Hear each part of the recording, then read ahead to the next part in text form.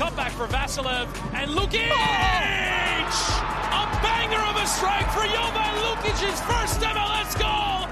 It's fallen out to Westfield! Oh, wow! He's nearly taken the roof of the net off! Philadelphia pounce again! Who gets his goal in his Union debut? The record signing! Off and running in his first appearance for the club!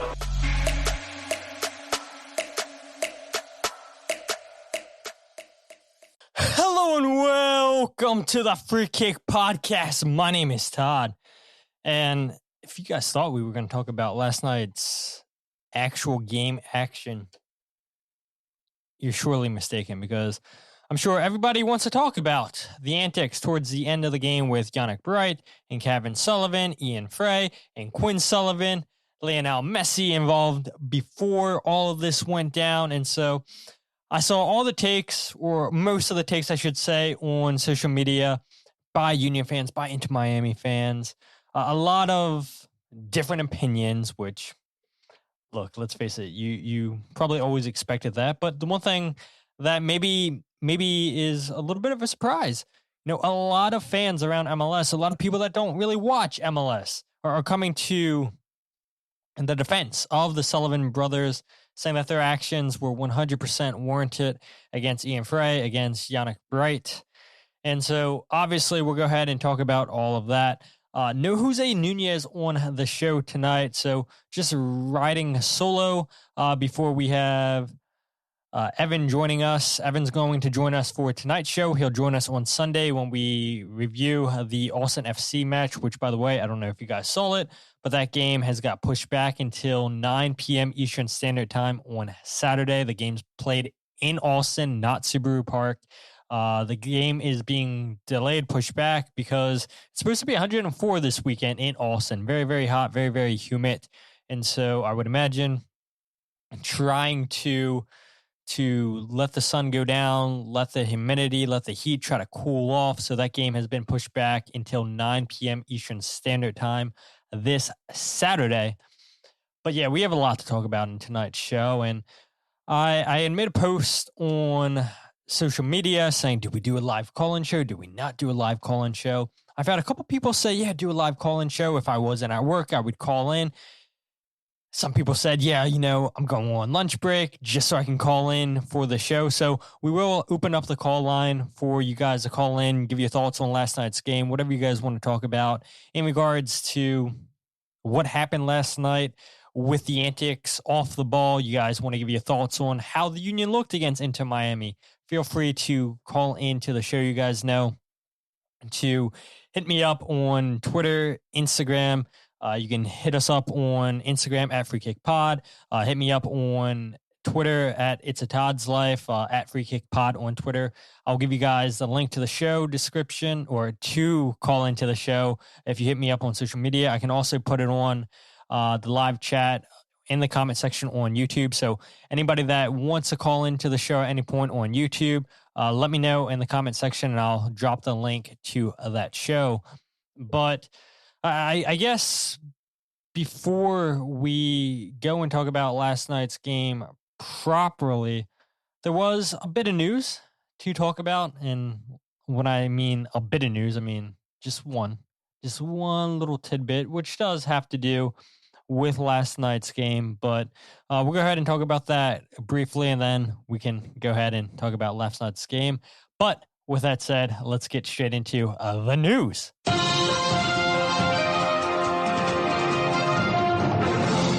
All right, so that bit of news is Neil Pierre earns yet again another Team of the Matchday honor, this time for his performance in Matchday 21. This is his second Team of the Matchday, and we know Neil scored the game-tying goal last night.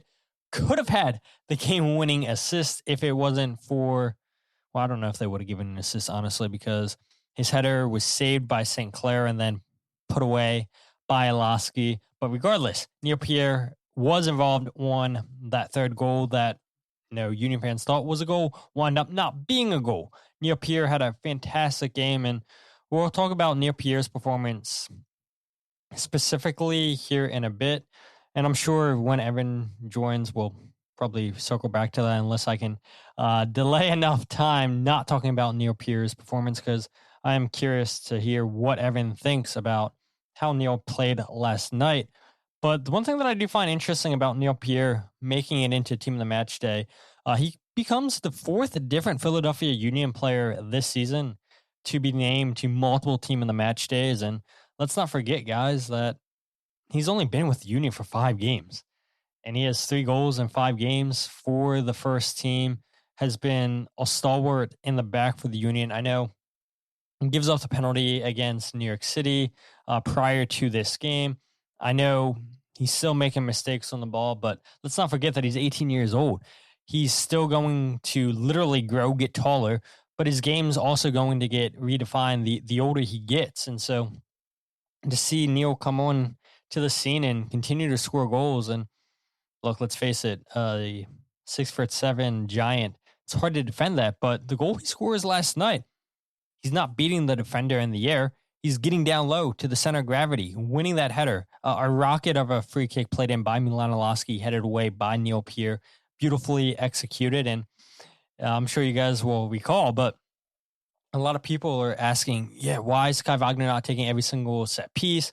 Why is Alowski splitting time? And look, I know we were susceptible through the first 15 games this season, watching some pretty poor set piece takes, but it does seem like Alowski's gotten better ever since Kai Wagner's got back with a lot of his deliveries. Obviously, Kai's going to be in that upper echelon, the best free kick taker on this team, best set piece taker on this team, but it's a beautifully whipped in ball for Pierre from Alowski. And I think it's interesting too that you look, ever since Ryan Richter has taken over as the interim coach, and we'll talk about his first 5 games as Philadelphia Union interim manager probably later on the show. But again, want to keep this as a live call-in for you guys. So I have an idea how I want the show to go. But again, you guys are in charge, whether you guys are leaving comments, your thoughts in the comment section, whether you guys are calling in. So, I mean, it is up to you guys, honestly, what direction the show goes. That's why you always come prepared to have notes in case, nobody calls in or nobody has any questions in the comment section or thoughts. So it's up to you guys, the direction of the show tonight. But Neil Pierre, well-deserved honor. Union continuing to get players into that Team of the Match Day. And it helps when you're 4-0-1 in the first 5 games under interim head coach Ryan Richter. So Neil Pierre making it an opportunity for Team of the Match Day once again. And then something I something that I completely forgot to put in my notes. And I see a couple of your comments on YouTube already, and I appreciate you guys. That is Mark McKenzie, reportedly on his way to the Philadelphia Union in January. And maybe it's something that Evan and I talk about on Sunday more in depth. Maybe he joins the show and we're still talking about Mark McKenzie. But Mark McKenzie, when he joins the Union, he's 27 years old, so he'll be coming back to the Union in his prime. And let's not forget, when the Union sold Mark to Genk in Belgium, the Union sold him for $6 million. And eventually he left Genk and joined Toulouse and Ligue 1 in France. And Tom Bogert reports that Mark's coming back to the Union in January for $2.5 million, will be a designated player. And I saw a lot of people on social media complaining, the Union are wrapping up two defenders as designated players. This isn't an ideal way to build a roster. And I think a lot of fans in MLS quickly forget that, the reason a lot of these players are designated players is because of the transfer fee that's attached to them. And so Kai Wagner, we know the Union can buy down his designated player contract salary next season. Fully expect the Union to do that. But let's not forget, too, that we get a new commissioner next year. Larry Berg, the owner of LAFC, taking over for Don Garber after this season. And there's rumors that there's going to be roster changes right away under Larry Berg's tenure. And I know that there was an article out by The Guardian, Pablo Maurer, talking about, yet again, more playoff changes for MLS. I briefly looked at these changes. I feel like fans get so confused about TAM, GAM, and just all these mechanisms. And if you're confused about that, you're really going to be confused by these new proposed playoff changes. And so maybe that's something that Evan and I can talk a little bit more about on Sunday. But the point is, I fully expect there to be a lot of changes next year in MLS. And so for people to say, oh, wow, the Union are using 2 out of the 3 designated player spots on defenders, that's not an ideal way to build your roster. Let's not forget that these current roster rules that we have may not be in play at the start of the sprint season next year. And so I think this is a great move for the Union to bring back Mark McKenzie. Who knows if Neil Pierre will still be here at the start of the season. But yeah, this was a bombshell. I don't think anybody was expecting Mark McKenzie to come back. We know that he was vital for the Union in 2021. They won the Supporters Shield. And as much as Union fans would have wanted to have him back for the rest of this season, look, I think they're fine with Pierre back there. Nathan Harriel is holding his own. We see him obviously defend Messi 1v1 very well last night towards the end of the game. I know that play was eventually ruled for offsides. But yeah, I think the Union will survive for the next couple months without Mark McKenzie on this roster, and we'll see what happens next year. I mean, I would love to see a partnership of Mark McKenzie, Neil Pierre in the back for the Union, at least for the sprint season. But if Pierre continues to play the way he does, I don't know if Neil Pierre is still here at the start of the sprint season next year. But Evan joining us now. Evan just got done watching the University of Maryland Terrapins take on the Pittsburgh Panthers. Last I checked, it was 2-1, and then I came to do the show. I don't know if the score ended 2-1 in favor of Maryland, Evan. But yeah, thank you. Your second cap for the club, and couldn't be more excited to have you back. Yeah, what's up, Todd? Thank you for having me back on. It's always a pleasure. And yeah, just to confirm, that is final score, Maryland 2, Pitt 1. And just for our Union Academy fans and our Union 2 fans, Henry Bernstein had 2 assists in that game. So he was the man of the match for my money. If you're a Union fan trying to get back into college soccer, today was the first day of the men's season, which is always a fun time of year. I have my Pitt men's club soccer retro jersey on right now. Maryland's a fun team to watch. Yeah, I know you got your Terrapins on. They're a great team if you want to follow your Union Academy guys. So yeah, shout out to Henry, man. What a game. What a performance. What about your boy, Tall? Chipped Laurent Mack. I mean, that was a great goal, but I think overall, like, his play in that game was so encouraging because I feel like Pitt haven't had like an out and out striker for like a couple seasons now. And he was such a threat the whole game. So I'm excited to see him play going forward. Yeah, college soccer starting back up. Couldn't be more excited for that. And more soccer is never a bad thing, Evan. And I know, look, keeping it local, St. Joe's, you have Alex Smith, the Sullivan twins, Declan and Ronan, going to be at St. Joe's. I know Kyle and Jillian Almany recently had Alex Smith and Ronan on the podcast, along with Coach Tim. And so, phenomenal interview by them. I can leave a link in the show description for people who want to check out maybe what St. Joe's has going on this season. Big hopes for them, hoping to get back into the NCAA tournament, I believe for the first time since 1972. That's their aim. But yeah, college soccer, I couldn't be more excited for that to start back up. But we were talking about, Evan, before we talk about last night's game specifically, about Mark McKenzie reportedly heading back to the Philadelphia Union in January for a reported fee of $2.5 million, making him a designated player. We saw all the people on social media complaining how the Union are going to have 2 defenders as DPs. I was explaining how Kai Wagner more than likely gets brought down, but then the roster rule changes probably won't be the same that they are right now next season with new commissioner Larry Berg coming back into the fold.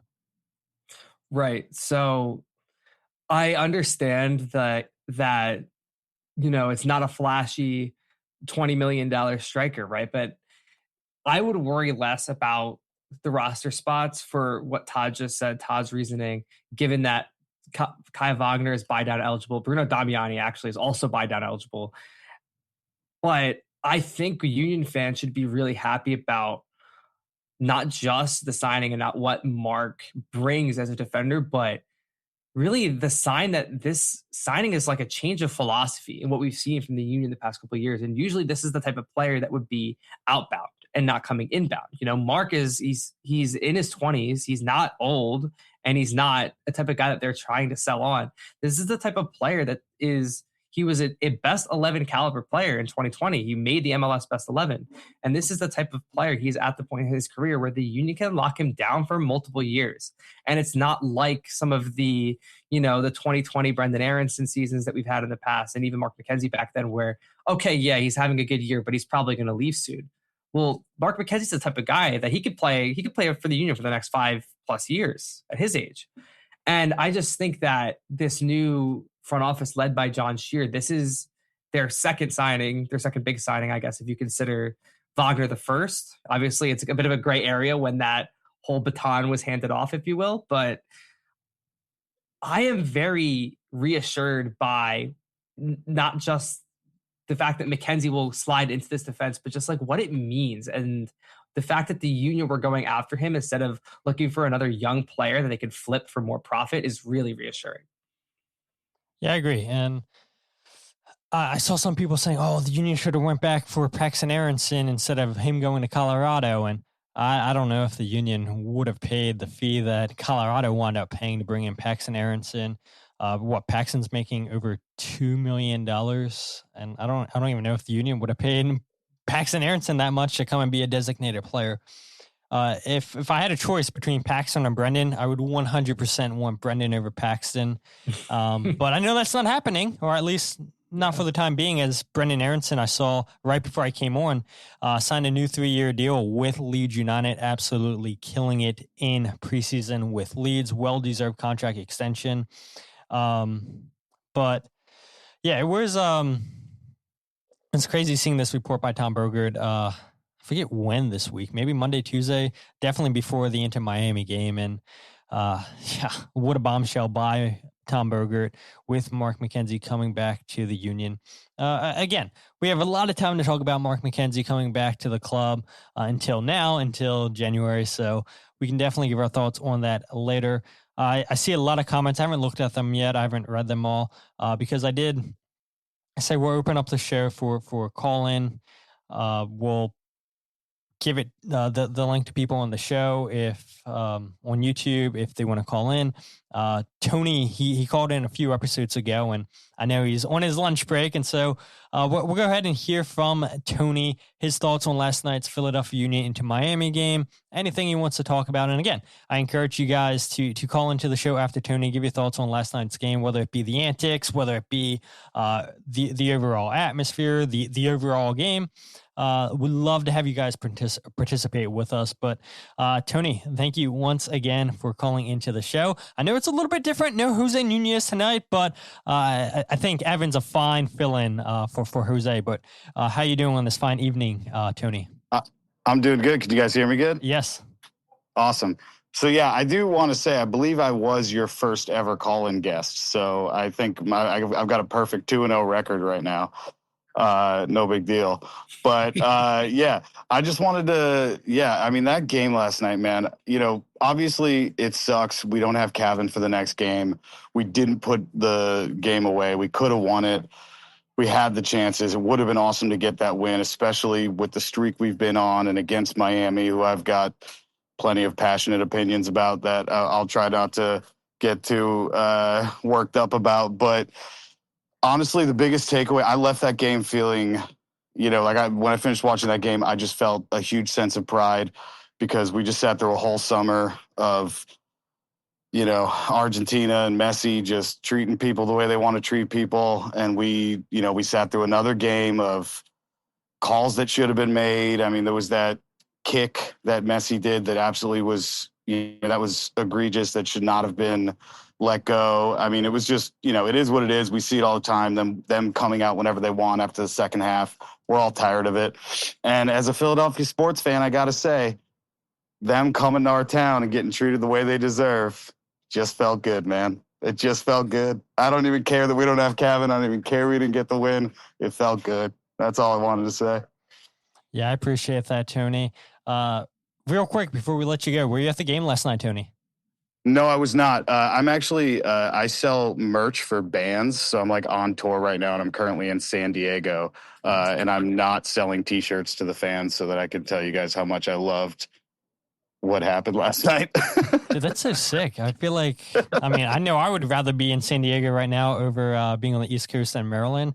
I'm hoping the weather's perfect out there in California for you, but it is. It is. Of course it is. Perfect beach, perfect weather. Yeah. But we really appreciate you giving your thoughts on last night's game.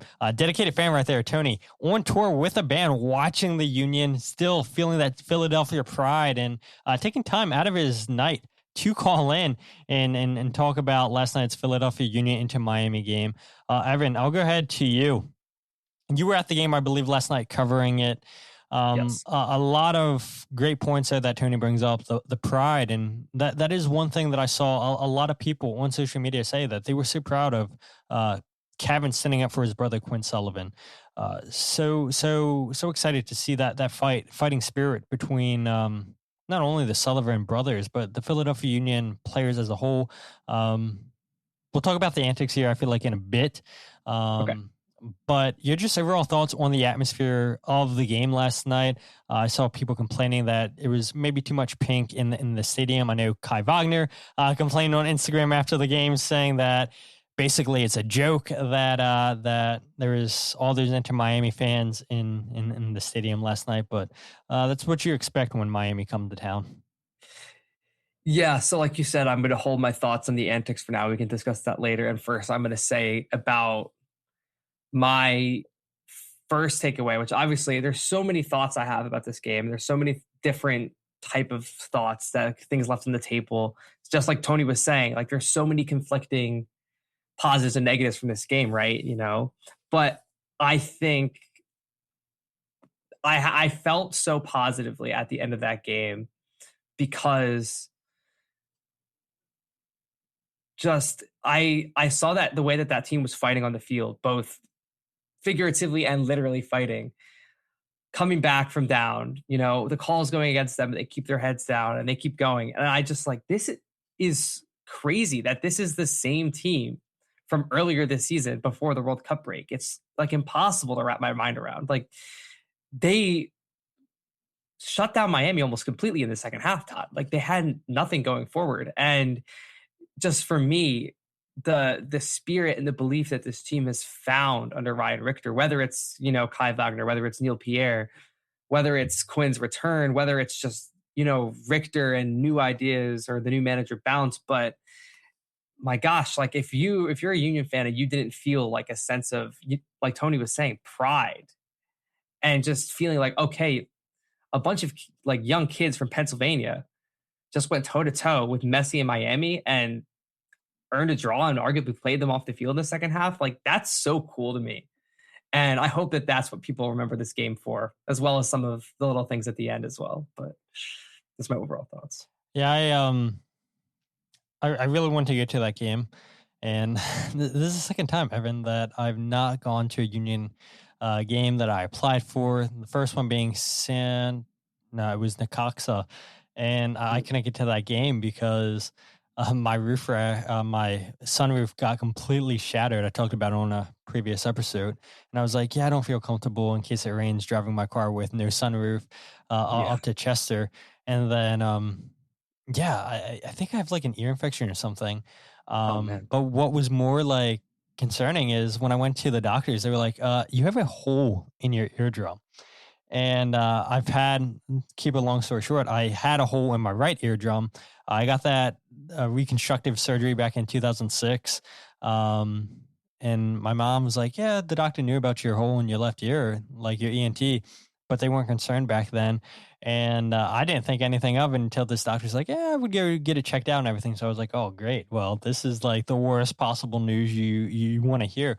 My hearing in my left ear felt all muffly, and it was not fun. My ear feels better today, but I have an ENT appointment on Tuesday. no surgery because that was not fun from what I can remember back in 6th grade. So I felt so bad that I had to text Nico and them and be like, yeah, sorry, I can't go to the game again tonight. And wanted to go to that game so bad because those games are just... The last game I remember, I think Messi came in 2020. Nah, it wasn't 2023. So I can help you out here. First of all, like, dude, we're washed up here. What's going on? I got surgery coming up. You got potential surgery coming up. Dude, what's going on with us, man? What happened? Well, I'm older than you, Evan. Like, you shouldn't have to get ACL surgery at, what are you, 23, 24? 24, yeah. we don't have to go there. But Messi was here last summer, 25. It was a 3-3 draw. Andy Rick was in net. And 24 Leagues Cup. And that was the 4-1 game. And I believe maybe it was 23. And I know he missed a game in between there somewhere. Yeah, we... the point I was going to make is, like, I remember the last time Messi came to town and hearing all the fans boo him. And I was like, wow, I sort of expected that, but then not really, because you see all the pink walking into the stadium and, you know, they're going to have a big cheer as soon as Messi and Busquets and Alba come out onto the field. Obviously, when Messi gets announced, a lot of cheers, but a lot of boos took over that.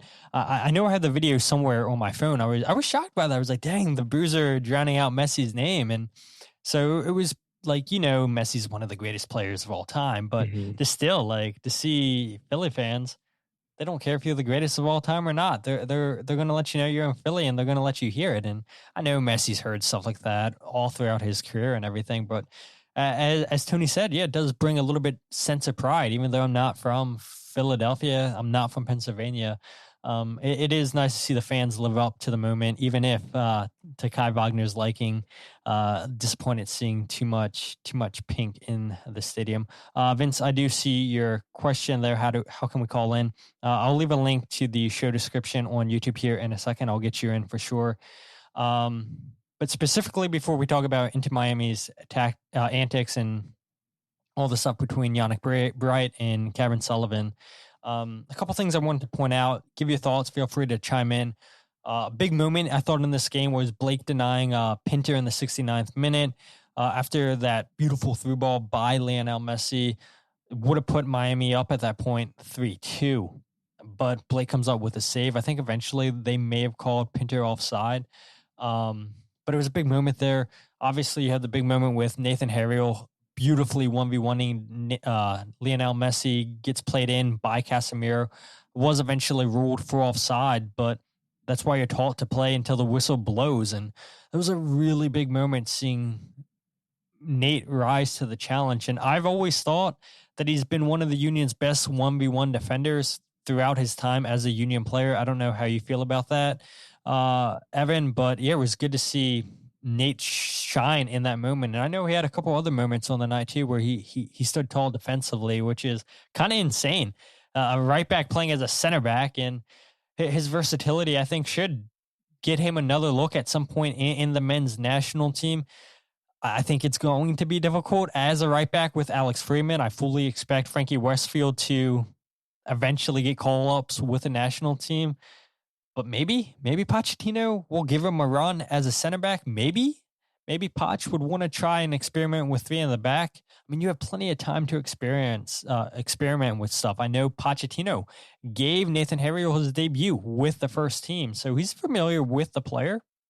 And I thought last night, big game for Nate, big game for Neil Pierre.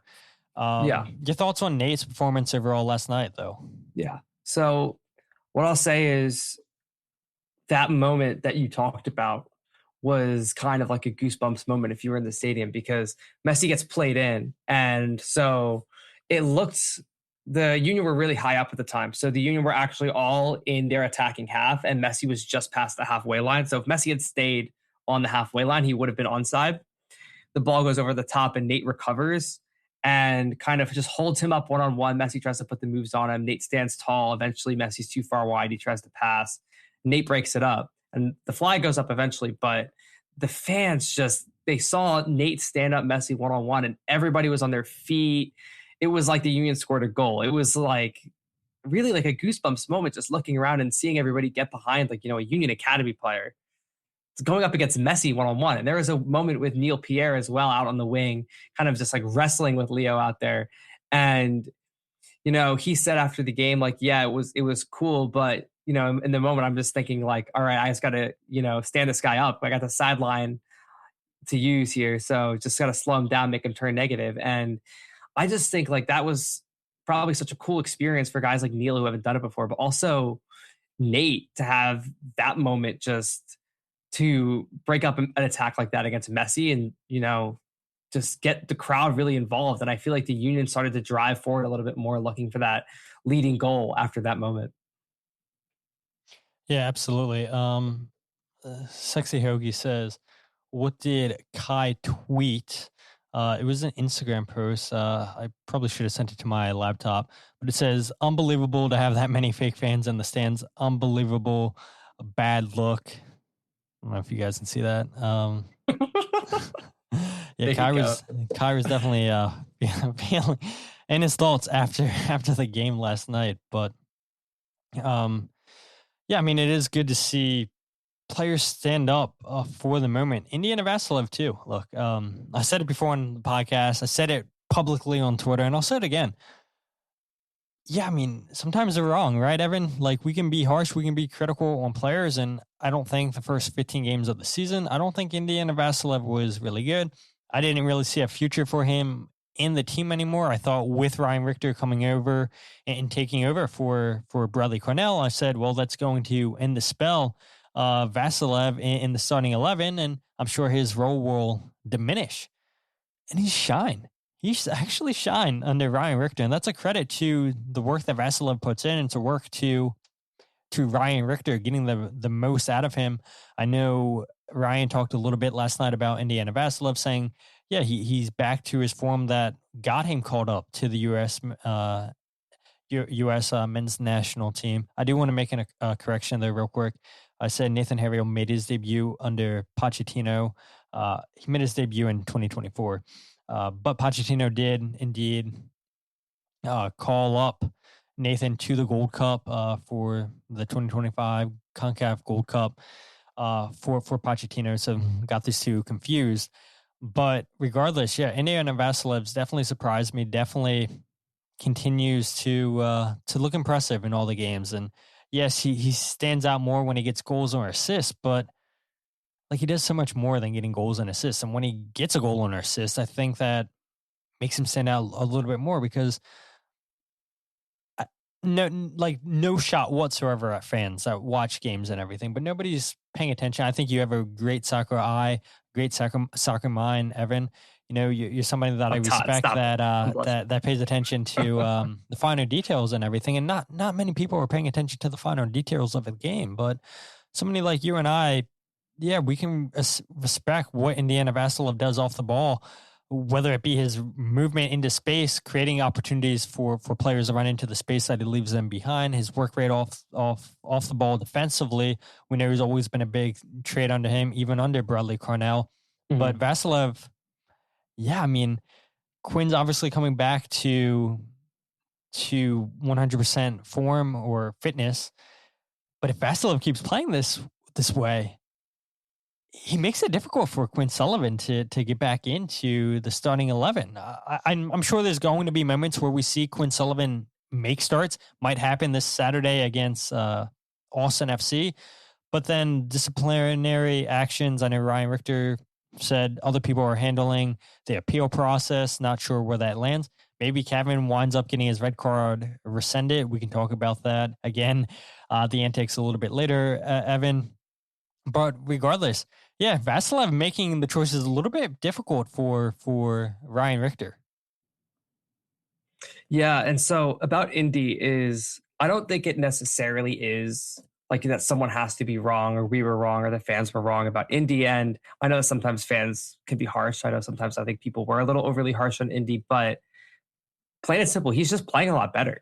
And he really has turned it around under Ryan Richter. And I got the chance to talk to Indy after the match, and I asked him, like, how has your role changed at all? And how is like the instructions that the coach gives you, how has that changed since Ryan took over? Because his performances have really stepped it up. And he kind of said The instructions specifically haven't really changed a ton, but a new coaching staff brings new energy. And I think the team has just been kind of galvanized by Ryan Richter, and whether that's, just the new manager bounce, or if that's, the motivation that Richter gives them to go out there and fight for their teammates, I'm not sure. But either way, even off the score sheet, if Indy doesn't get a goal, his overall play, his build-up play is cleaner. I can tell you that the Leagues Cup game against the Cox, that first goal, he's huge in that goal. And yeah, like Wolfie just said, I think a lot of people forgot about this at the time, but that was a goal against his former club. He is a former Inter Miami player. They're actually the club that brought him back from England to MLS. And that was an emotional one for him as well. So well done, Indy. Really, obviously, he's a really hardworking player. So when everything else clicks, it's hard to take him out of the team. And when it comes to, again, whether there's competition for the starting 11, I do think that the Union are best off if they kind of rotate through their lineup a little bit in the next couple of games. There's been a bunch of matches in a row through the Leagues Cup. I know they had the chance to rotate that third match, but even then, 3 MLS games in, I think, a week coming up. So that's pretty tough. Obviously, the suspensions are whatever suspensions are coming, we don't know who or what exactly. They're going to kind of force the rotation a little bit. But yeah, I think there's going to be some chance for some rotation in the lineup. And I think we're going to see that Saturday. But yeah, I mean, props to Indy. I think he kind of was hearing some of the criticism and used it for his own motivation. And he looks really, really sharp out there. He does look sharp. And one other player that looks sharp, we talked about him at the beginning of the show, Neil Pierre. And I am curious your thoughts, Evan. I had some tweet absolutely blow up where I said, yeah, Neil Pierre, the Union should be asking for a starting point of $25 million. And maybe that's a little bit high, but my whole reasoning behind that is looking at Lucas Harrington leaving Colorado Rapids to go to Hull City in the Premier League. Another 18-year-old center back, played well in his limited time in Colorado before he makes the big Premier League move. He went for $18 million. I forget the exact number, up to $23 million in add-ons, then a 15% sell-on clause. And the thing with Neil Pierre is, he has goals to his game. Was Harrington scoring at the rate that we saw Neil Pierre scoring at? No. No, we did not. 1 goal in his time in Colorado. And here's Neil, 3 goals and 5 appearances. Difficult for players to mark him. And I know a lot of fans were saying, oh, his passing's not good, his defending's not good. But my argument would be, and you're somebody who has paid attention to Neil Pierre since his time with Union 2, is his passing's been a lot better than what it previously was with Union 2. I feel like he goes to Lyngby, redefines his game, gets out of his comfort zone, comes back and looks a different player. Yeah. And I think because he's American, Americans tend to have a little bit of higher of a sell-on fee. He's 18 years old.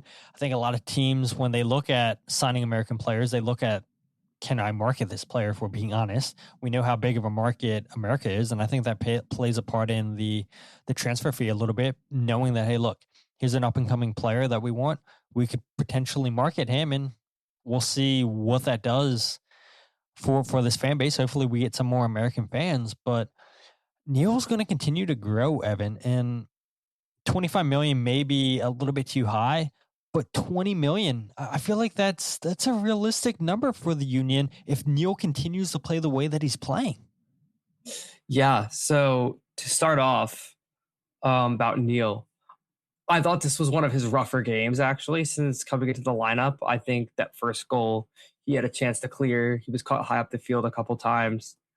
But even then, even in his worst game, you can see the type of impact he has on a game from set pieces, from opposing team set pieces into the box, and from just general clears on crosses, that the sky's the limit with this kid. And like you said, with Harrington, people see a lot of potential in Harrington as a ball playing defender, and he gets that fee to go over to Hull City. And with the Union, you know, I think I said the last time I was on here, enjoy Neil while he's here, because, you know, he could be here for all of next season. But if an offer comes in and there's Lucas Harrington money on the table, you know, I don't think they're going to turn that down. And going back to like the type of player he is, I actually agree with you about the passing, which is people kind of assume because of his height and his profile that he's not very strong with the ball, but he is a very, very talented passer. He's very comfortable on the ball. I remember watching him back in Generation Adidas Cup. He would demand the ball and he would start all the attacks at the back. And even when he came back from Lyngby, I was at one of their mid-season, they call them preseason, but they were really mid-season friendlies. Frankie Westfield scores a goal and Neil Pierre has the ball at the back and he just drops it right over the top past the back line. Frankie latches onto it and he scores. And, you know, he hasn't really showed that in the long passing range in MLS play yet, but I know he has it in the bag and I know that he will. And when that starts to happen, I just think, you know, that the people watching these games, the scouts that are watching these games, there's going to be more and more and more interest coming there. And I hope that he gets the time, you know, before he gets sold away to showcase his talent before he's at a level that, you know, is where he might not be able to develop those skills a little bit more.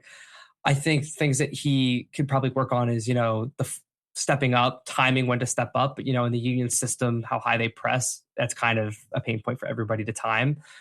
So, yeah, I really believe in Neil. And, you know, for the rest of the season, we're going to see what his performances look like. And as these offers come in, because I'm sure there's going to be plenty of interest, we'll see what the Union decide to do, whether to hold for a little bit longer or let him go.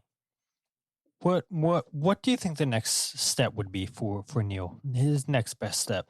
Mike brings up a point here. He says, people are critical of the Lyngby move. I get that. However, I'm sure that experience helped him mature when and off the field. He came back with a clear confidence. And I absolutely agree. You know, sending a player out of his comfort level and challenge him, getting him out of a place where, you know, he's grown up his entire life, and now you send him to a foreign country. And I talked about it last episode, where I called it Lebanon, Jillian, Lebanon.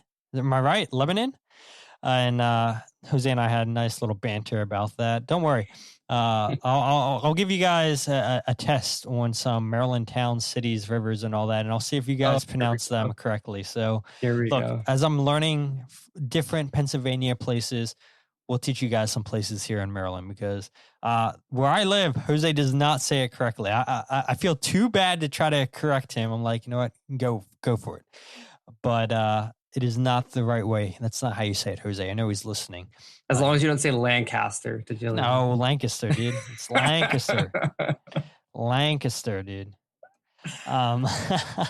Mike says, I'll ace that test, Todd, that Maryland test. Yeah, we'll come with some questions next episode or something like that. But there was another comment that I want to pull up real quick, and I'll go back to the question I asked you. What do you think the next best move would be for Neil Pierre? And then we'll talk about the antics, because I know there's people that want to call in. I know there's people that have thoughts about that. We've delayed it on purpose as the listenership continues to go up.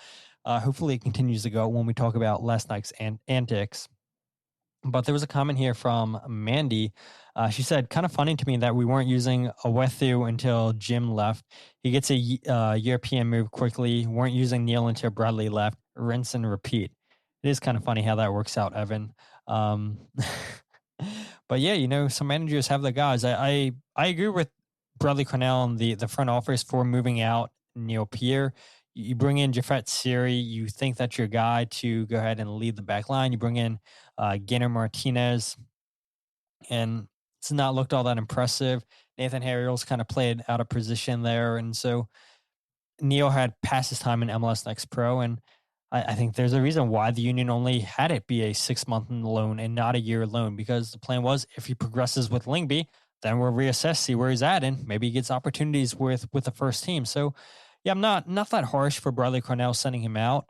I think it was the right move to let him get that experience. But your overall thoughts, where you think would be the next best step for Neil after MLS with the Union? Yeah, so I think in terms of like the timing of the loan, I think it made sense for this for the purpose of, you want to get the kid in the starting lineup, you want to get him regular game minutes. And if I believe the thought process originally was you have McKenzie on one side of center back and you want a guy with a little bit more experience on the other side. And that was Jacob Glesnes. It became Jaffet Sari. That was the idea. Hasn't really worked out that way for Jaffet this season.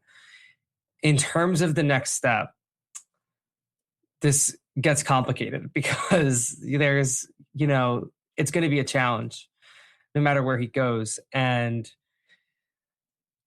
with the level of potential that he has, I feel as though there will be interest from the Premier League.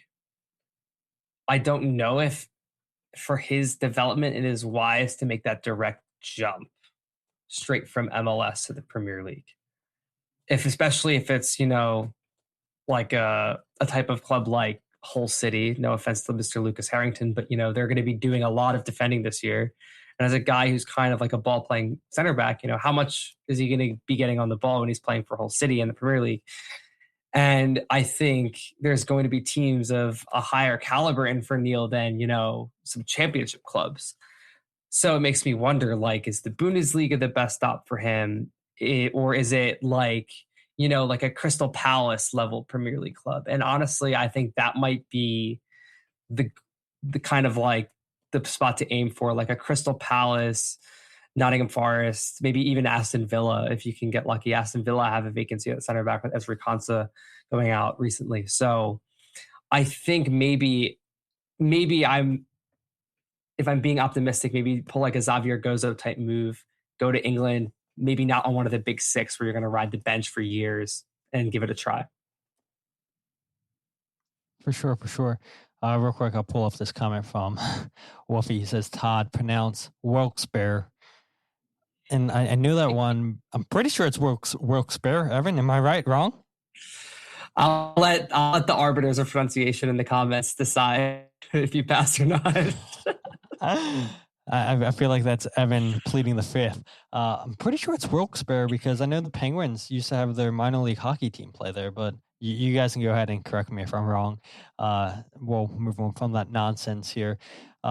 Last night's antics, though, Evan, I'm sure that's what everybody wants us to talk about. Oh, God. Okay. Multiple antics in the game from Inter Miami, multiple before the game, during the game, almost towards the end of the game. And so I'll go ahead and leave a link in the show description on YouTube. For you guys who want to call in, chime in with your thoughts about the antics in last night's game, overall thoughts on the game. Maybe you want to talk about the Union's overall season so far. There's a link on YouTube. You guys can DM me on Twitter, Instagram at It's a Todd's Life, on Twitter at It's a Todd's Life _ on Instagram at Free Kick Pod, both on Twitter and Instagram. And I'll get you guys the link if you guys want to get it through social media. But we'll go ahead and there's a lot to talk about with the antics. A lot to talk about in the antics last night. Evan, and for me, and you posted, I'm pretty sure you were running the Philadelphia Soccer Now social media last night. Miami coming out late to the warm-ups like they normally do, upset that they didn't have the allotted time that they wanted, they thought they should have. Well, it's their fault for not getting out there when they were supposed to get out. And then we've seen this before. I know they did it the previous game against Nashville. They've done it against the Union in the past. They just decide, we're not going to come out at the start of the second half. We'll wait in the locker room. We'll wait in the tunnel. We'll just go and play these mind games. And that's just typical Inter Miami. It's typical of this team ever since Lionel Messi has joined with his team. And I feel like their antics just get worse and worse. And fans are pretty much just fed up with it at this point. Yeah, Messi's a phenomenal player, one of the greatest of all times. But yeah, when you result in just these little pity childish games, yeah, people can only take so much. Yeah.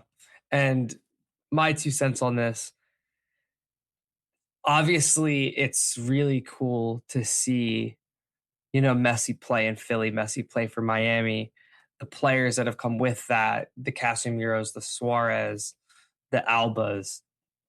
But I don't think, even speaking outside of my own opinion, it's pretty clear to me that the whole Miami experience has soured on many of the fans, basically every fan base that's not Inter Miami. And, mostly because people could say, oh, Philly fans were just upset they didn't win the game. Yeah, but this is not anywhere close to an isolated incident. And it's not even just recently either, because you have this game where there's chaos happening, there's fighting after the whistle, there's coming out late at halftime. It happened last game against Nashville. They came out late for halftime. They're making dust ups at the end of the game. They're getting in the ref's face, pointing at stars on the badge to the ref. Last year, NYCFC, there's a dust up at Maxi Morales, Rodrigo de Paul. Leagues Cup last year, Seattle, Luis Suarez. Like, if I had a nickel for every time a Miami player punched a teenager on the field in the last 12 months, I'd have 2 nickels, which isn't a lot, but it's funny it happened twice. And even Atlanta in 2024, where you have, shoving Brad Guzan into the goal because you're down a goal at the end of a game. And, it's not like one or two incidents, and it's not like it's taken out of context. It's just consistent, petulant behavior by these players in the field. And I think that, sure, if you get away with it once or twice, people aren't going to be suspicious. But this has happened time and time again, Todd, and it's just a slap on the wrist every time. And I think that, at the end of this game, when the dust-up happened, the Union fans started chanting "F you, Messi" in the stands. So I think it's just people want to see the soccer, and it's great. But all this other stuff, it's just the experience has soured on people, and we got to get a handle on it. I agree. We are joined by Vince. Vince, your thoughts on the antics, last night's Inter Miami game, Union's season overall, whatever you want to talk about, Vince. Thanks for calling in. Can you guys hear me good? Yes. I'm actually not going to talk about the antics. I had to mute my Twitter because I made my thoughts on pro referees very clear over the last couple of years and the antics. Sorry, my voice obviously as of the game. No, but you guys hit on some points. And thing is, I know that Nate one ended up being offsides, but Nate pocketed Messi like 3 times. Messi only got past Neal to deliver that ball out of bounds, which ESPN highlighted for some reason, because he fouled Neal and they just didn't call it. Like, the defense played so well. Frankie was good on both ends. And what was crazy about it is at first it just looked like Miami was sitting back because the minute a team goes up on the Union, that's what they're going to do. They're just going to sit back and say, oh, you can't beat us in possession. But like, Suarez was coming back next to Casemiro. Messi was dropping all the way back. Like, Messi could not reliably get past Nate or Kai. And on that left side, Pinter got through a couple of times, and it was only when Frankie was high. Like, they couldn't penetrate this defense at all. I do want to ask you guys, this is the one thing I wanted to bring up. We've seen in the last 4-1-0, or however you grade it, a bunch of Union players end up on team of the match day or player of the match day, whatever it is. No love for Ryan Richter. Like, what Ryan Richter has done to this team, and listen, I talk to a lot of these players because I've been with them when they were at Union too, so I understand some of the reasons why they're playing better now. In that coaching change, it's probably a new coach bump, but there's a lot of things that Ryan does differently than Bradley. But I feel like that man's not getting any credit, and I just thought someone should talk about it. Yeah, I agree with you. I've had this discussion with Jose a couple times the last couple team of the match days. I'm like, why are we choosing Portland's coach over Ryan Richter? Like, what are we doing? Like, I think that was the 3-2 comeback win against Atlanta. You get 2 stoppage time goals, and I'm like, surely Ryan Richter should get coach of the match day for pushing the right buttons, bringing the right players off the bench. Allardyce scoring a worldy of a goal. Yeah, I'm with you, Vince. I don't know why he hasn't gotten any love yet from the lovely reporters that get to vote for the coaches for team of the match day. But Ryan Richter, I'm sure probably doesn't care about the accolades as long as the team continues to play well, get wins and everything. But yeah, I agree that he should get some love from around the league. Evan, go ahead. Yeah. So, I mean, Richter's at the wheel, right? The Richter penitentiary, if you will. So, I mean, the thing with coach of the week is you can only pick one. And right now there's this weird thing going on with Portland, with Austin, where the interim coach comes in and they're winning games. I think with Ryan, like Wolfie says, he doesn't seem like he's bothered right now. He's focused. And, the people around the Union, the people like me that are covering the local game like Todd, we've only had positive things to say and we don't even have to ask Ryan because we can see it on the field that the players are with him and that the players are, they feel the support from him. And I'm going to comment on what you said about the defense too, because I think it's really good, that the defense was impenetrable. And something you said was about Miami was sitting back. I'm going to give the Union even more credit because Miami are a very attack-minded team, and I think they will put up 5-6 goals on a team if they can. In the second half, I think it was less Miami sitting back as much as they couldn't get out. The Union press was as organized as I've seen it in that second half. And in the first half I believe it was the second goal, it was like ragged and all out of shape, and it looked really ugly. And they played the advantage twice because there were 2 Union players trying to tactical foul, just grab the guy, slow him down. But the second half, it was like, oh my goodness, the press was executed basically perfectly. And there was only 1 or 2 really chances that Miami came forward with the ball. And I think, it's hard to pick 1 or 2 guys. I know Frankie was great in the attack. Neil was great. I just think it was a great team effort. They were so organized and they kept them pinned in and they didn't get beat over the top. So yeah, I can't say enough good things about the team defense, Vince. You bring up a really good point. Yeah, those triggers were so bad under Bradley Carnell, and it happens occasionally because they're just getting used to it. They can move a little bit more freely. But even in transition, like to your point, there were times where we were caught up, like, where's Frankie, where's Danley, where's Choo-Choo? And then someone runs through and slows it down. I think there was one time in the second half where like Alado ran at a dude and no one else did. And that was like the foul that he got the yellow card. But their pressing was incredible. And it is night and day from the first half to the second half. Like what Ryan Richter has done with this team in basically one preseason, like I know it's early, but I can't imagine unless something crazy happens. I think we got our coach. They'll just have to figure out the Union 2 side of the situation and then kind of what they're going to do when Marcus and CJ and those guys get back. But I'll let someone else talk if anyone else wants to talk. But thank you guys for taking me.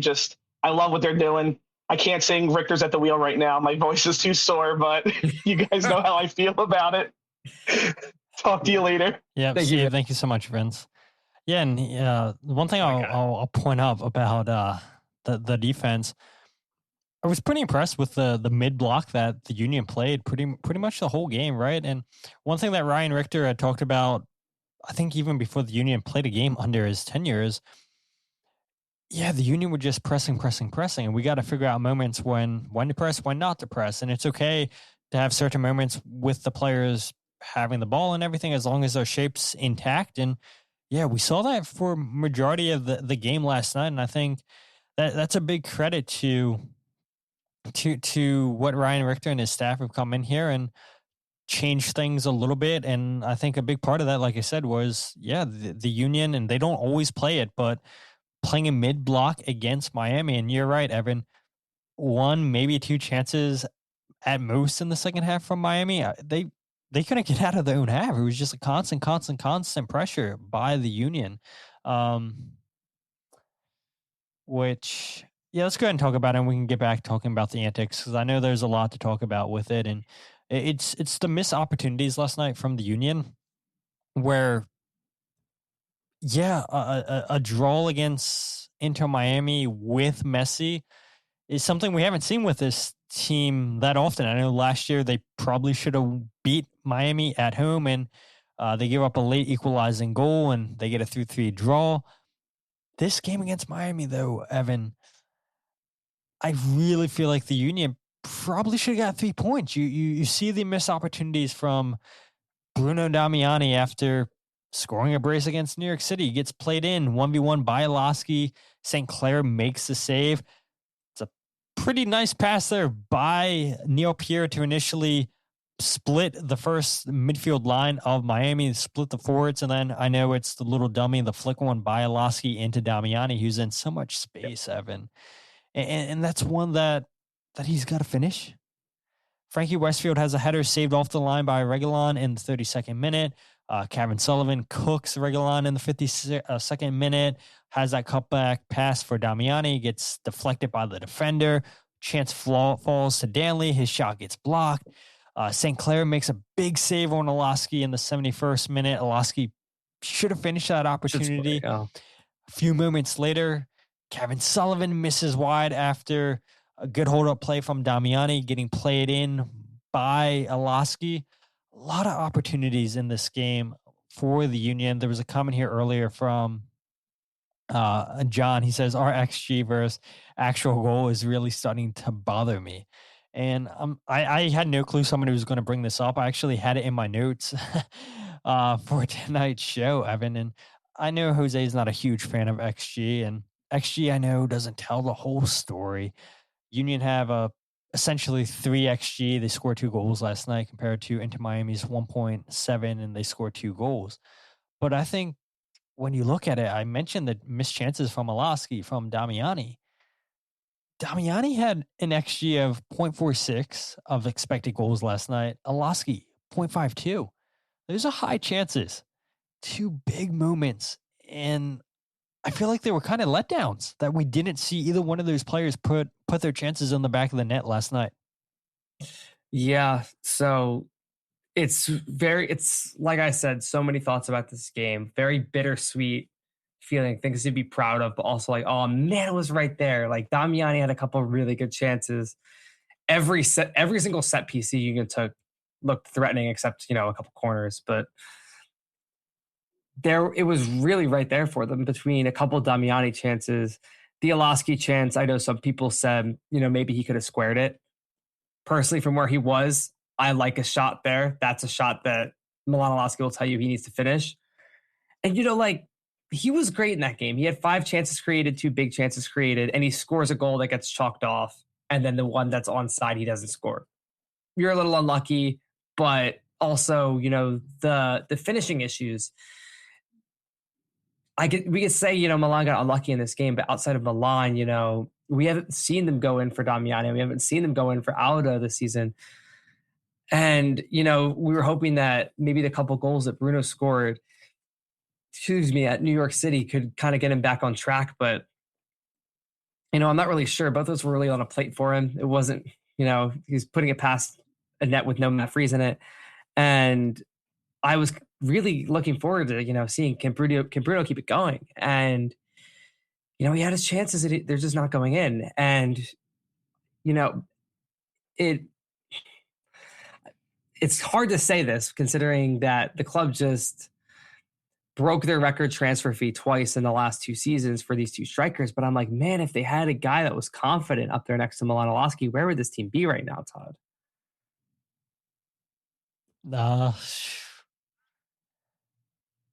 Definitely in a playoff spot. They had another striker. And if Milan was playing striker at the beginning of the season too, but neither here nor there. That's another. It's another argument. Another show we can have there. I mean, the Union too, Evan. They outshot Miami 17-5. Six shots on target compared to Miami's 3. Cavan Sullivan was brilliant. Led the Union in shots with 4. Only 1 on target though. Had the most touches in the box in the game 7, which again, Cavan continues to find himself in the right spaces. Continues to be a threat for the Union offensively, and I'm fine with Cavan, not finding the back of the net. Yeah, you want some of these chances maybe to find the back of the net, but you'd love to see Cavan have the confidence to take players on 1v1, continue to create opportunities for player, something that Bruno Damiani wasn't really getting a lot of at the beginning of the season. But you play Cavan more, Frankie Westfield continues to come into his own, Kai Wagner comes back. Yeah, suddenly the chance creation starts to go up.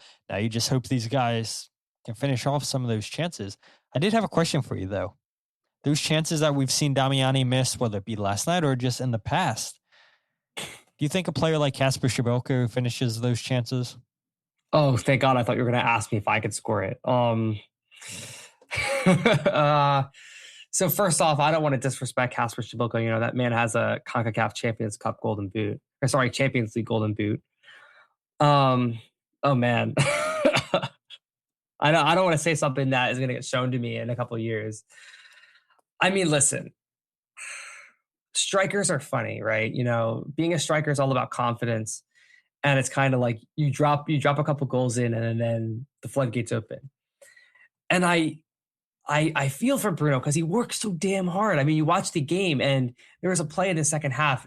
This ends in the play where Alosky cuts across and he plays it to Cavan, and Cavan kind of slices it on his right foot. If you watch that play back, Bruno receives the ball, puts Casemiro on his shoulder, he spins out, and he plays Alosky through. And he does so much of the little things well. It's just like the finishing touch, like, man. And that's, a lot of the people with XG, when you look at XG, they say, oh, if you get in good positions over time, it will level out. And I'm waiting for it to level out. And I feel for Bruno. I feel for Bruno because there's so much of the game that, you could tell he's working hard.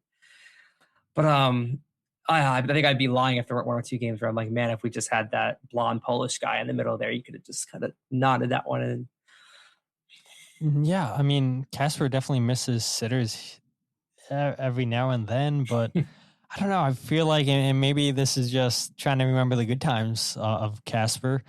I feel like more times than not, like he was finding the back of the net for the Union when they created chances. Yeah, he's scoring. And yeah, I agree with Wolfie. Probably the biggest miss right now for this team is not having another clinical striker up top with Alosky. And strikers are streaky. We've seen that all the time. Julian Kranza had missed chances too. And I do wonder, right? You see Mark McKenzie coming back next season for the Union. Do the Union try to bring Julian Kranza back? Now, I would question, would he want to come back to the Union?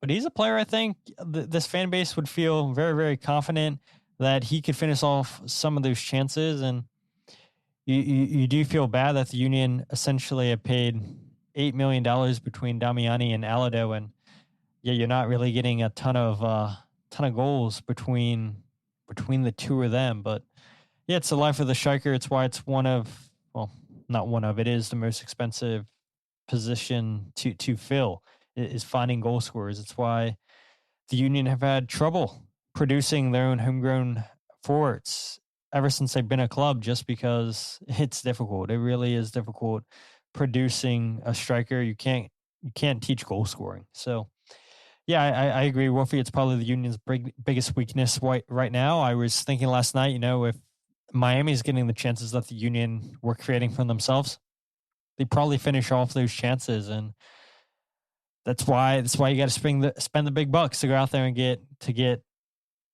good strikers like a Cucho Hernandez, which I think, I don't know, could we see him back in MLS, Evan?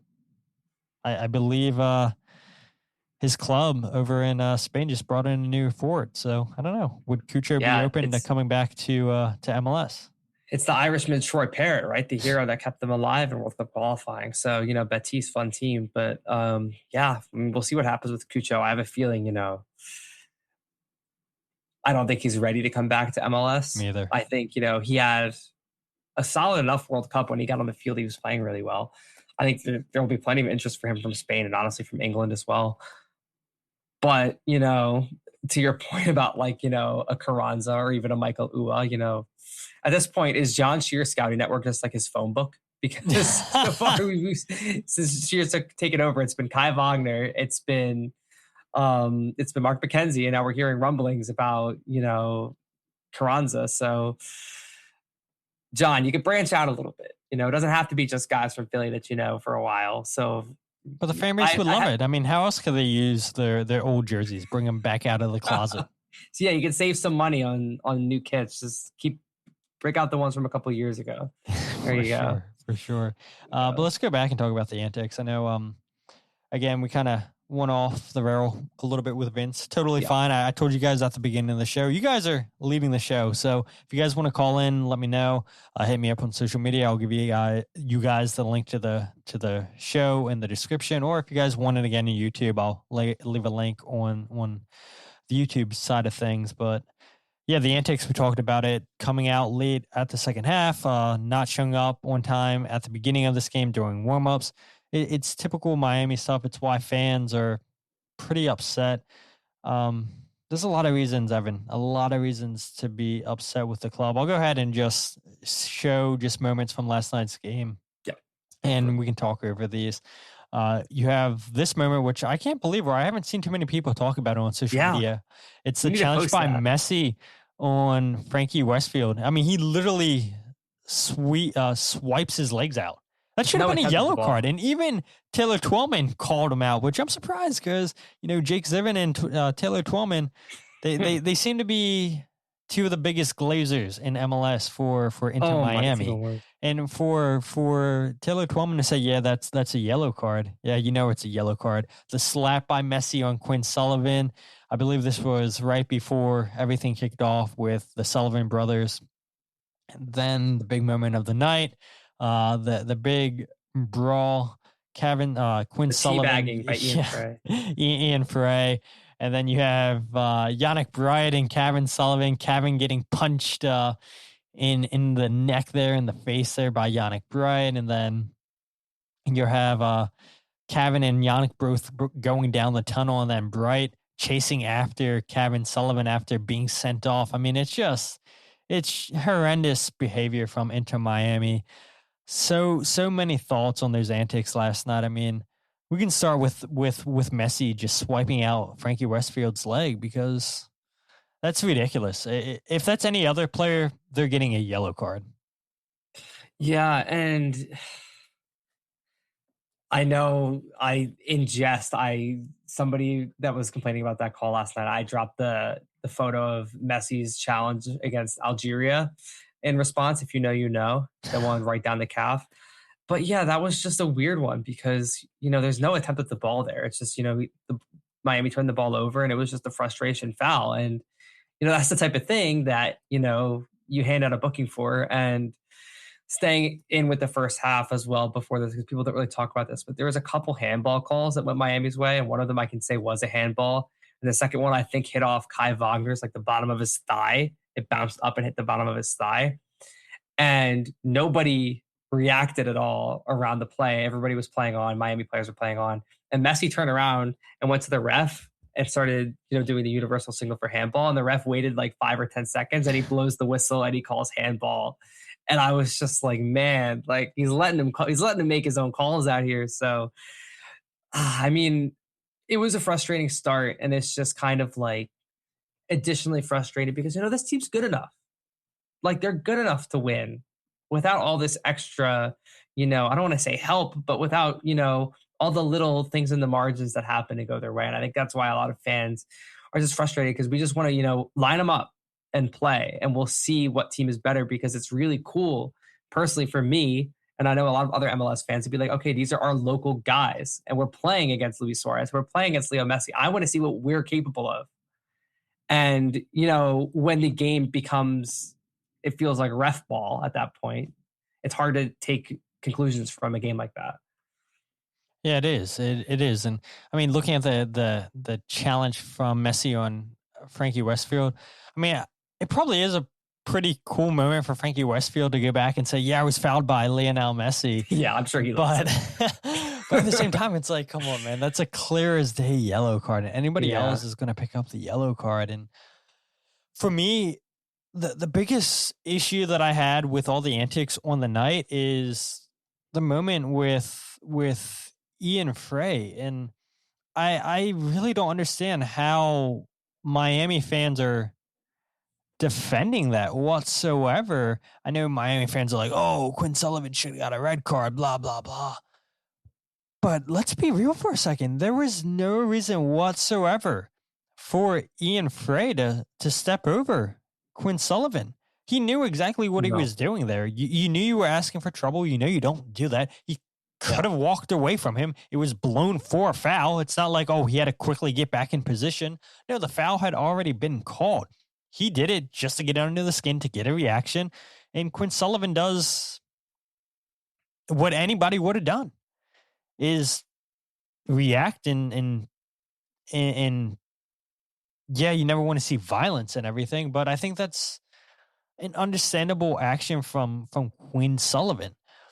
And the other thing besides this too, Evan, is, a player like Ian Frey, he's torn his ACL 3 times, if I'm not mistaken, at least twice. You would think that it would show some sympathy towards Quinn Sullivan, a player who's coming off of a recent ACL injury. And yeah, you never want to see a player have a serious injury like that. And that just doesn't sit right with me. And maybe in the heat of the moment, everything, you're not thinking about, oh, this is Quinn Sullivan, he's coming back from an ACL injury. But it's like, dude, you know how devastated you were. You know how devastated your teammates were for you. You know how devastated people around the league were for you to see you tear your ACL time and time again. And you think it's okay to go and walk over a player and then step on them. And I don't think it was intentional, if I'm being honest, Evan, but he clearly made contact with Quinn Sullivan when he steps over him, and it doesn't apply, or at least looking at the angle, it doesn't look like too much force. So yeah, I'll jump in here. And what Ryan Richter told us post game was he believed that the initiation of this whole kind of skirmish, if anybody could think of like a funny nickname that rhymes, like Malice at the Palace or something, for what happened last night, please let me know. I've been thinking of it for 24 hours and it won't come to me. So help me out in the comments. But what Ryan Richter told us was Ian Frey had grabbed the head or hair of Quinn Sullivan and pulled it towards his midsection, if you will. We'll say midsection. And what Ryan told us was, he said, yeah, I think that's a natural reaction for, anybody who was going through something like that. And it's, a lack of respect from Ian Frey. And that was kind of identified by Richter and also the other players that I talked to. I know Milanolowski pointed out the slap that I didn't see happen. I saw Quinn yelling to the ref about something. But the players had kind of said, yeah, this all started when Ian Frey stepped over Quinn, grabbed his head and kind of pulled it towards his area, if you will. And yeah, that's what it all kicked off. And I do want to make a quick apology to my followers. I referred to what Quinn pulled out as a pile driver. I was informed it's actually more of a spine buster, if I'm correct. I'm a soccer expert. I'm not a wrestling expert. So help me out all you can. And yeah, Ryan also made a comment, about Yannick Bright and his punch on Cavan. He also believed that because Cavan had hands on the jersey and not hands around the neck or on the face of Yannick Bright, that Cavan should not have been sent off. I'm not sure if they win that appeal, just because of, the league is very against mass confrontations and players all running in, and there's going to be fines. We know there's going to be fines. I believe that tomorrow morning we're going to have decisions on that. But yeah, I think the main thing that we're taking away from this is just like, Miami, man, like let's just line it up. Let's just play soccer, like without all of the extra nonsense, all of the stepping over you, all of the, punching Kevin Sullivan in the face, the slapping you behind the play, and checking to make sure that the ref isn't looking beforehand. We don't need any of that. No, not at all. So almost an hour ago, Scott made this comment, which is crazy. He said, Cavan should not get a 1-game suspension, was right there in section 131, and he did nothing wrong but step up for a teammate who was being surrounded by Miami players. It was assaulting a minor. Am I hearing criminal investigation on Yannick Bright and coming criminal charges? Yeah, I saw some people say, yeah, if you know a police officer in the Delco area, a state trooper in PA, call them and say, yeah, there was an assault on a minor. But yeah, I mean, it's these moments, Evan, if we're being honest, should have never got to this point. I thought Philip Dujic, the referee, I thought he lost control of the game pretty early on, never really had a handle on things, and things just continue to boil over. And because we're an hour and 20 minutes into the podcast, I'm not going to play any of Ryan Richter's clips from the press conference. I know you had asked about the incident, Evan, on Kevin Sullivan. I know Ryan talked about Quinn Sullivan and how, yeah, he didn't really have an issue with it. And I know that sparked some issue with Miami fans on social media. We're not going to talk about Ryan Richter's first 5 performances. We can save that for Sunday after the Austin game, and maybe the Union get a win. And now they start the season 5 wins for Ryan Richter in 6 matches. But Yeah, I did not expect us to be this long into the show, and we can continue talking about the antics and everything. That's no issue for me. But I guess my question for you would be: do you think anything happens to Yannick Bright for chasing after Quinn Sullivan in the tunnel, Evan? Do you think this warrants an additional suspension? I mean, he's clearly being held on by staff members. You can see them running after him. They know that, yeah, he's still not happy. There's a comment in the live stream. Can I find it? It says, did we have any reports on exactly what happened in the tunnel? We don't know what we said, what exactly transpired other than that video, or at least I haven't seen any reports, but you get sent off, man. Just walk down the tunnel with grace. But Yannick Bright, still obviously hot, obviously heated in that moment. Yeah, so to start about what happened in the tunnel, from what you can see at the very end of that video, it looks like, so for those that haven't been back there before, you go down the tunnel and you're looking down the tunnel coming from the field. The Union locker room is right to the left, and then the Miami locker room is right to the right. So right after Cavan went down and to the left, it looked like Yannick Bright got stopped by Miami security, and my assumption is then he went back to the locker room. So we didn't catch up to Cavan. I don't think there was any fighting to happen back there unless something happened even later after that. In terms of what will happen to Yannick Bright, I think the punch alone will carry a multi-game suspension, whether it's 2 or 3 games. I don't know, which is kind of brutal because Yannick Bright is a really big piece for Miami. I know he's not as flashy, perhaps, as some of the big names that they've had, but I remember 2024 when Messi took some time out with an injury. Miami were really good without Messi. And a lot of that is because, Yannick Bright's this guy they get in the NCAA Super Draft, and he really holds it down. Not his best night last night by any means. And I think most likely what I think will happen to Yannick Bright is he'll get a multi-game suspension for the punch.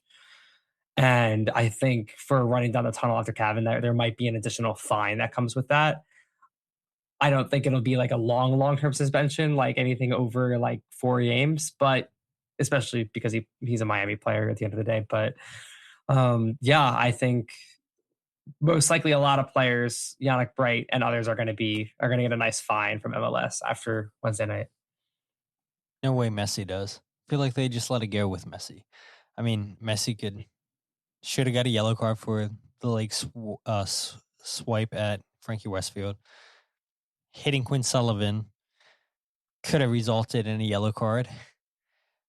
Kai Wagner probably is fortunate not to get a second yellow card, I will say, in last night's game. Alado is fortunate not to have got a red card. I think that was just dumb. I agree. Dumb from Alado to elbow, I believe it was Maxi Falcone. Yeah. I'm very fortunate to still be on the field. Alado, maybe they review that. He gets fined for that. There was a lot of missed things in this game. We'll see what MLS says come tomorrow morning or Friday, or at some point whenever you guys are listening to this podcast. Maybe it's already out. But yeah, you never want to see any of that stuff in soccer games. And I know this is kind of what Miami's known for. Music Dude said earlier in the show, once Messi finally leaves, do the antics finally end? Yeah, I think so. I hope so. My kind of understanding of what's happening right now with Miami is, if we zoom out a little bit, we talk about, we hear all the time people talk about, oh, what's the level of MLS? You put a team in the championship in MLS, what happens? You put a team in the Dutch league in MLS, and it's kind of hard to compare because the average Dutch team, to say you take the second to last place Dutch team, like Zwolle or something like that, and you put them in MLS, they're probably not going to do well because those teams have a lot less money than you think, but they have these huge super teams like, Ajax, PSV at the top, and they're very, very, very good, and they would destroy an MLS. My understanding is that the Moss brothers want to turn Inter Miami into a club like that within MLS, whereas MLS has always been a club of, parity year after year. Everyone's pretty close together because of the salary cap. We'll see what happens after Messi. I would guess that after Messi, there's going to be another global superstar that comes in. Obviously, there's no replacing somebody on the tier of Messi. That just does not exist. But I think that there's still going to be, a team with plenty of star quality. So hopefully, we don't see the type of treatment that we see at the same level. One more thing I say before I pass it back to you is I want to mention Filip Dujic really quick and say, yeah, I think it wasn't Filip's best game by any means. There was definitely stuff he missed. At the same time, I think it would have just been, easier for him if, the players weren't going after each other after every whistle and the players weren't getting in each other's faces because, we've seen things kick off in plenty of Miami games that weren't officiated by Filip Dujic. And, sure, maybe he could have started handing out all these yellow cards. Does it stop what happened at the end of the game? I'm not sure. These players get red cards anyways. I think when Quinn does whatever wrestling move he does, I think he probably thinks he's getting sent off for that, but he feels like he has to do it. I get that it was not a clean game by the ref. And there was one point where me and Skylar Hoffner were up in the booth, like laughing because there was one obvious foul he lets go. And then he calls a foul for like a clear dive, like 30 seconds later. But, it's not easy to take control of a game like that because these players they're going after each other at every whistle and they're getting they're in each other's faces. And I think that the referee is part of it, but I have trouble just blaming him considering this is such like consistent behavior that we've seen from Miami. Yeah, for sure. Wolfie says it's the same in Argentina, definitely the Messi effect. Yeah, I mean, definitely did see a lot of antics from Argentina at this World Cup. Jillian brings up a good point, and she says, I feel bad for the real Miami fans, to be honest. And I do kind of feel like those Miami fans that had been there since day one, seen some horrific soccer under Phil Neville, have kind of been pushed to the side in Miami, if we're being honest. And I'm sure Miami ownership, the organization's aware of that. What's going to happen when you bring in a Lionel Messi. All his fans are going to follow and flock to the club because their fans are Messi and not so much into Miami. And once Messi leaves, a lot of those fans are going to leave as well. And I've always questioned this. I wonder what becomes of new stadium once Messi leaves. Do those fans that have been OGs, I'm sure some of them have probably left. I feel like some of them probably feel like they've been pushed out because of the cost of tickets. I wonder if those fans would want to come back after Messi leaves. I wonder how these fans feel. What's become of Inter Miami? Yeah, they've won an MLS Cup. They won a supporter shield. It's great. That's why you're fans of clubs, because you want to see your teams win trophies. But at what cost? I'm sure there are some fans that feel pretty embarrassed with what's become of Miami since Messi's been there. And yeah, I'm sure you feel a sense of pride once you have one of the greatest players ever. I mean, Philly fans obviously always feel pride of the 76ers, and I feel like now you're going to have so many more Philadelphia 76er fans because LeBron James is there. It's not because they're 76ers fans, it's because they're LeBron fans. And I wonder if we start to see the effect of the negative LeBron fans in the 76ers fan base. And, will there be 76er fans that say, yeah, I can't wait for LeBron to leave just because of the negativity that LeBron fans bring? And I feel like it's kind of the same with Messi. Yeah, I mean, I think that's probably going to happen. I think his star quality, it really can't be replaced. Like, there's no player you could bring in after Messi that will kind of hold the place in fans' hearts like that. In terms of the stadium, I think that they're still going to be a good enough draw, considering like new stadium is a cool stadium. It's not like huge capacity wise. So I think they'll still be able to, get a good amount of fans in there. I don't think it'll be as problematic as, some of the other MLS teams that we've seen this year in terms of attendance. But I do wonder what the next phase of Miami looks like. And looking at all this is kind of funny, looking back at like the Higuain Matuidi era Miami, where they'd come here and, there's the game where Higuain skies the penalty and Mark McKenzie and Jose Martinez are getting in his face. And everyone's like the Miami are playing like terribly. Like they were pretty bad back then. And I wonder, like you were saying, like what's it been like for those fans that were there then that weren't just like, oh, Messi plays in my city now. It's got to be a crazy experience. And I know I said my city. I'm sure there's plenty of Inter Miami fans that are Philadelphian that are all over the country that, you know, they're into it because Messi's here, which I guess is fine. But, you know, I don't really consider them to be MLS fans. You know, they're here for the spectacle. They're here for the show. But, you know, one day that is going to come to an end, and then we're going to have, you know, MLS as it is. Yeah, I agree. Lots of comments here from people saying that, oh, they don't believe Miami has real fans. And maybe they don't, but I do recall during when Higuain was here, you know, small contingency of Miami fans traveling. And yeah, now obviously when you go to games, you see so much pink, and they're not Miami fans. Obviously, they're Messi fans. And once Messi leaves, yeah, you won't see as many pink jerseys in stadiums across the league, I'm sure. But an hour 30, almost an hour 31 into the podcast, this has to be up there with our longest episode. I'm sure there's some hardcore listener of the show that can say, yep, you guys are at your longest podcast ever. And so, yeah, I could talk probably another 30 minutes about this game, but I feel like we're at a good point, and we could save other thoughts for Sunday, Evan. But yeah, it's been a blast having you back on the show, filling in for Jose, who was at a bachelor party. And so, let's go. Yeah, hopefully Jose is enjoying himself, keeping himself out of trouble. I know that's probably his wife's number one goal, that he's staying safe. And yeah, selfishly, we're hoping Jose stays safe. So he eventually comes back to the show. But if not, then I guess Evan's the permanent replacement. No. But I mean, I don't know if you've seen the comments. People are like, yeah, Evan does no ball. And so yeah, people seem to be a fan of you, Evan. And I continue to watch the viewership go up the longer that we've been talking. Since you've joined, Evan, the viewership's going up. So people weren't here because of me. They're here because of you. So, oh, God, come on.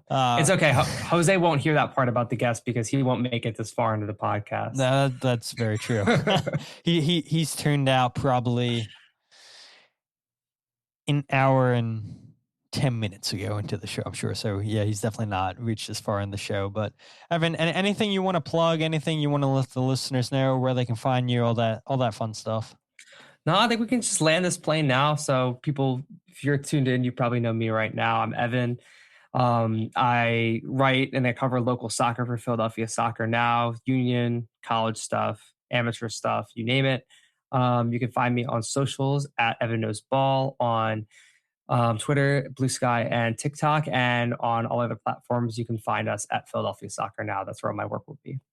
And Todd, thank you very much for having me on. Yes, you're very, very welcome, Evan. Can we expect your 3 takeaways from last night's game coming up? Yeah, I gotta find time to film. I feel like I've been running around all day, but yeah, I'll try to get that one out. Just go ahead and take your thoughts from this podcast, so you don't have to go and make your video. Save yourself some time. Yeah, I'll send you the video afterwards, so you can go ahead and save time for yourself. But yeah, no problem. That's what we're here for, to help people bypass their time or save time in your case. But if you guys aren't following the podcast on Twitter, Instagram, or Facebook, follow @FreeKickPod wherever you get your podcasts of the Free Kick. Check out the YouTube channel live every single podcast, youtube.com/FreeKickPod. Also find the goals breakdown video. Like Evan said, got to find time to record that. It's what sucks when you have multiple games in a week. 3 union games in a week. It's a lot of games there.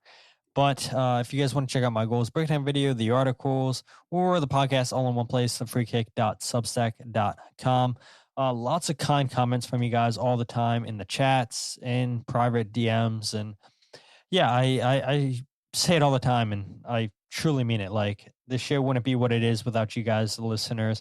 You guys obviously enjoy what Jose and I say. I don't know why, what Evan has to say, or other guests that we bring on. But yeah, we do this because, yeah, you guys deserve quality coverage of the Philadelphia Union. So we appreciate all the support you guys constantly give us.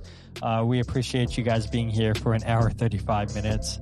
you guys are a whole bunch of sickos. But yeah, we all love Major League Soccer, or maybe you don't love Major League Soccer. Maybe you just love the Philadelphia Union and you sort of love us. And yeah, we love you guys too. But with that said, my name is Todd and this is the Free Kick Podcast.